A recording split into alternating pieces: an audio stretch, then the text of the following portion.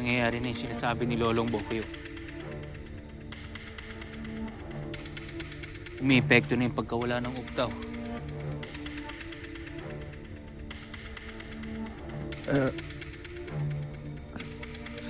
Sasabihin na ba natin sa kanya? Kailangan niyang malaman, Bokyo. Pero wag muna siguro ngayon. Kaya nagpapagaling siya.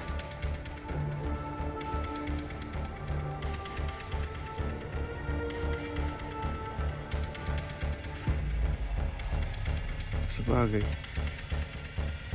Kaya nga muna. Baka makadagdag pa to sa mga tinaramdam niya ngayon.